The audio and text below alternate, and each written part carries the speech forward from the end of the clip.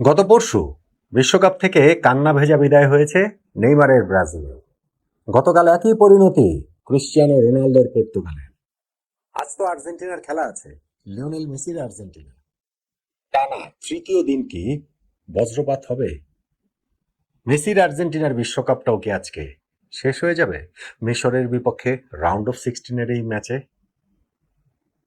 বাংলাদেশের এই বিশ্বকাপ ফুটবল ঘিরে যে উন্মাদনা, এই মাসখানেকের আমাদের যে পাগল করা ভালোবাসা, সেইটা তো মোটামুটি মোটা দাগে দুইটা দলকে কেন্দ্র করে, ব্রাজিল ও আর্জেন্টিনা।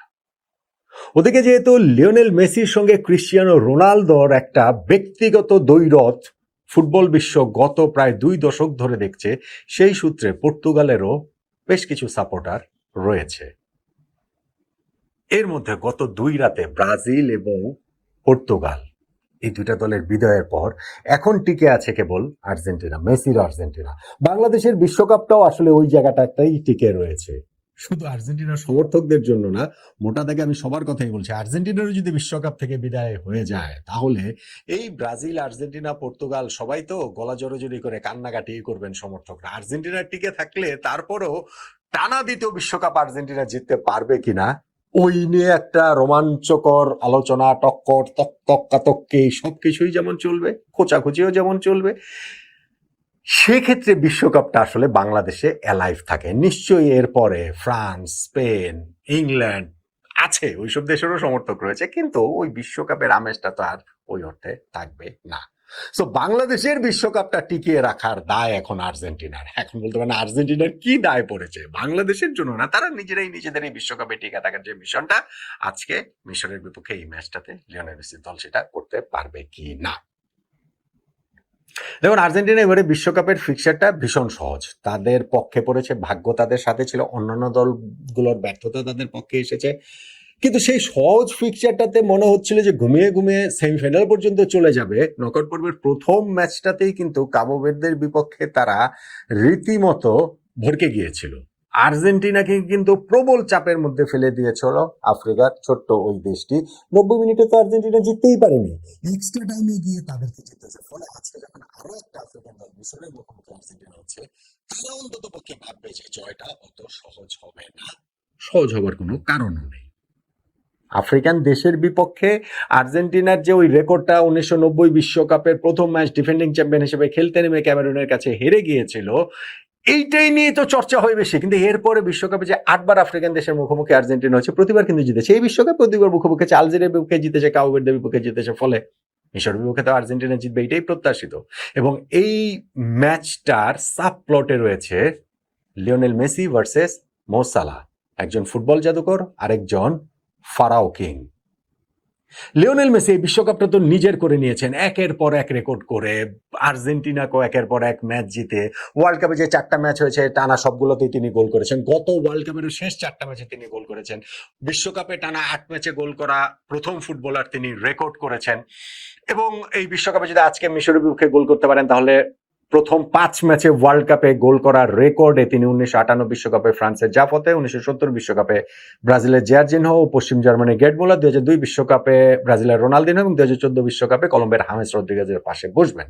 এখন মেসির বিপক্ষে আজকে কি বাজি লাগার কোনো উপায় আছে? আমার তো মনে উপায় নাই, বরং তার নিজের পার্সোনাল জায়গা থেকেও আরেকটু অনুপ্রাণিত হওয়ার সুযোগ রয়েছে। এইসব রেকর্ডটা করতে ধরেন ইতিহাসের পাতা টেনে ধরা, কিন্তু আপনি ভিজিবল যেটা, সেটা হচ্ছে গোল্ডেন বুটের যে লড়াইটা, সেইখানে Lionel Messi, Kylian Mbappe, Erling Haaland প্রত্যেকেরই এখন 7 গোল করে। সো মেসি এখানে এগিয়ে যেতে চাইবেন না। আবার এইখানে ব্যক্তিগত হিসাব নিকাশগুলোর কথা বলা হচ্ছে যে দলীয় সাফল্যটাই চূড়ান্ত কথা, ওই দিকেই সব লক্ষ্য থাকে। কিন্তু এই ব্যক্তিগত সাফল্যগুলো আসলে মেসি গোল করলে নিশ্চয়ই সেটা আর্জেন্টিনার জয়েই হেল্প করবে, এটা তো আর নিশ্চয়ই আর্জেন্টিনার পরাজয়ে হেল্প করবে না।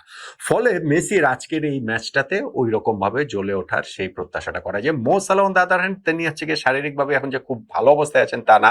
গত ম্যাচটাতেও তিনি স্ট্রাগল করেছেন, আজকের ম্যাচেও তিনি কতটা খেলতে পারেন, কতটা কি করতে পারেন, বাট স্টিল এখনো তো ম্যাজিক ক্রিয়েট করতে পারেন, এখনো তো সেই সামর্থ্যের জায়গাটা তার রয়েছে। এবং মিশরের যে এইবারে সাফল্য বিশ্বকাপ ফুটবলে, এইটাই তাদের সর্বকালের সবচেয়ে বেশি সাফল্য।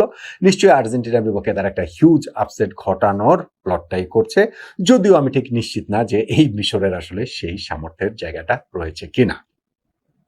আর্জেন্টিনার জন্য বড় একটা টেস্টের জায়গা হচ্ছে গিয়ে তাদের শারীরিক সক্ষমতার অবস্থাটা কি। গত ম্যাচটা কাবো ভের্দের বিপক্ষে তারা খেলতে হয়েছে 90 মিনিট পেরিয়ে আরো 30 মিনিট মায়ামির প্রচন্ড হিটে খেলতে হয়েছে, এবং শেষ দিকে গিয়ে তো দেখা গিয়েছে আর্জেন্টিনা প্লেয়াররা কিরকম স্ট্রাগল করছিলেন। ফাকুন্দো মেদিনাকে তো উঠে যেতে হয়েছে, এনজো ফার্নান্ডেসকে স্ট্রাগল করতে হচ্ছিল, নিকো গনজালেস শেষ দিকে গিয়ে সকল প্লেয়ার যেহেতু বদলি করে ফেলেছিলেন কোচ লিওনেল স্ক্যালোনি, আর কাউকে বদলাতেও পারছিলেন না। মোটামুটি খুঁড়িয়ে খুঁড়িয়ে আর্জেন্টিনার বেশ কয়েকজন ম্যাচটা শেষ করে, যেইটা খেলা শেষে স্ক্যালোনিও বলেছেন যে আমরা শেষ দিকে গিয়ে ডিফেন্ড করেছি কোণঠাসা বেড়ালের মতো, কেননা ওই সময় আমরা আর কোনো কিছুই পারছিলাম না। কাবো ভের্দের সেই স্ক্যারটা আর্জেন্টিনা পেরিয়ে এসেছে। এখন আজকের ম্যাচটাতে শারীরিকভাবে কতটা চনমনে অবস্থায় আর্জেন্টিনাকে দেখা যায়, এক্ষেত্রে মিশরও যে বাড়তি অ্যাডভান্টেজ পাবে তা না, কারণ তারাও অস্ট্রেলিয়ার বিপক্ষে জিততে হয়েছে 90 মিনিট অতিরিক্ত 30 মিনিট পেরিয়ে টাই ব্রেকারে গিয়ে। কিন্তু আর্জেন্টিনার এখানটাতে আজকের ম্যাচটাতে ধরেন Facundo Medina, Nico Gonzalez, Nahuel Molina, Enzo Fernandes, তারা আসলে ফার্স্ট 11-এ থাকবেন কিনা এবং থাকলে আসলে তাদের শরীর কিভাবে রিয়াক্ট করে সেটা একটা দেখার বিষয় হবে। লিওনেল মেসিরও তো ধরেন আলাদা কোনো ডিসকমফোর্ট কিংবা আলাদা কোনো কমপ্লেন তার জায়গায় নাই, কিন্তু গত ম্যাচের ক্লান্তি শ্রান্তি, ম্যাচ শেষে যেটা বলেছেন তিনি প্রচন্ড টায়ার্ড, হুইচ ওয়াজ লজিক্যাল, সেইটা আসলে কতটা প্রভাব ফেলে দেখার বিষয়। একটা আমার কাছে মনে হয় যে আর্জেন্টিনা একাদশের ক্ষেত্রে যতটা আমি দেখলাম হুলিয়ান আলভারেজ এই ম্যাচটা তো 11-এ স্টার্ট করবেন না, তিনি এখনো ওই শার্পনেসটা ফিরে পাননি স্টার্ট করার মতো। এইটা আর্জেন্টিনার জন্য আসলে একটা কনসার্ন হয়ে যাবে। এই ম্যাচে হয়তো কনসার্ন হবে না, কিন্তু গোয়িং ফরওয়ার্ড আর্জেন্টিনাকে এই বিশ্বকাপ জিততে হলে হুলিয়ান আলভারেজকে তার জায়গাতে, তার অপটিমাম লেভেলের ওই জায়গাটাতে আসতে হবে। কেন লাউতারো শুধু গোল করার ক্ষেত্রে ব্যর্থতার কথা আমি বলবো না, ওভারঅল আর্জেন্টিনার খেলা, আর্জেন্টিনা খেলার প্যাটার্ন তৈরি করা এবং তাদের ওই অ্যাটাকিং থার্ডে আর্জেন্টিনার যে কার্যকারিতা, সেই জন্য এই হুলিয়ান আলভারেজের ফার্স্ট 11-এ থাকাটা বা থাকার মতো অবস্থায় আসাটা আসলে ভীষণ ভীষণ ভীষণ রকমেরই জরুরি। তো আজকে মিশরের বিপক্ষে এই ম্যাচটাতে আর্জেন্টিনা বাংলাদেশ সময়ে যে বজ্রপাত হবে, ব্রাজিলের বিদায় হয়ে গিয়েছে, পর্তুগালের বিদায় হয়ে গেছে, আজকে আর্জেন্টিনারও বিদায় হয়ে যাবে, আমার কাছে আসলে সেটা মনে হচ্ছে না। আমার কাছে বরং মনে হচ্ছে যে এই জায়গাটাতে আর্জেন্টিনা আজকে মিশরের বিপক্ষে জিতবে, এবং গত ম্যাচে কাবো ভের্দের বিপক্ষে তাদের যতটা ঘাম ঝরিয়ে জিততে হয়েছে, আমার মনে হয় আর্জেন্টিনার আজকের জয়টা সেই তুলনায় সহজই হবে। কেননা তুলনামূলক সহজ, মানে আমি বলছি যে আপনি কাবো ভের্দের সঙ্গে যেমন একটা প্রবল অনুপ্রেরণা ছিল, ওয়ার্ল্ড কাপ প্রথমবার খেলতে আসা, নকআউট পর্বে ওঠা, বিশ্ব চ্যাম্পিয়নদের মুখোমুখি হওয়া, মিশরেরও সেটা আছে, কিন্তু আফ্রিকান এই দেশটির আসলে ঠিক সামর্থ্যের জায়গাটায় কতটা কি করতে পারে, আর্জেন্টিনা পরপর 2 ম্যাচে কি ওরকম খারাপ খেলবে নাকি, সেইটাও আমার কাছে মনে হয় না, যেই কারণে আজকে আমি আর্জেন্টিনার একটা সহজ জয় এক্সপেক্ট করছি। দেখেন, ব্রাজিল এবং পর্তুগাল যে পরপর 2 রাতে হেরে বিদায় নিল, ব্রাজিলের কাছে তো আমি এক্সপেক্ট করেছিলাম বা অনেকে এক্সপেক্ট করেছিলেন যে নরওয়ের সঙ্গে ব্রাজিল জিতবে। পর্তুগালেরটা যেমন আমার প্রেডিকশন ছিল যে পর্তুগাল পারবে না স্পেনের সঙ্গে, ফাইনালে গিয়ে তারা আসলে পারেনি, কিন্তু আর্জেন্টিনা আজকে এই পরপর 3 রাতে বাংলাদেশে বজ্রপাত হয়ে বাংলাদেশের বিশ্বকাপটা একেবারে মানে ভাঙা হাটের মতো একেবারে মানে ওই মধ্য মানে ওই রকম আসলে কোনো কিছু হবে না নিশ্চিতভাবে। আজকে আর্জেন্টিনা বাংলাদেশের এই বিশ্বকাপটা টিকিয়ে রাখার জন্য আর কি সমর্থকদের মধ্যে, প্রতিপক্ষ সমর্থকদের কোচাগোচিত জগতের জন্য আর সবকিছু মিলিয়ে আর্জেন্টিনা আসলে টু গুড। আমার কাছে মনে হয় মিশরের বিপক্ষে এই ম্যাচটা আর্জেন্টিনা জিতবে, এবং ফুটবল জাদুকরের সঙ্গে এই ফারাও কিং এর যে লড়াই, সেইখানটাতেও মোসালার বিপক্ষে লিওনেল মেসি জিতবেন। আপনার মতামতটা কি জানাতে পারেন?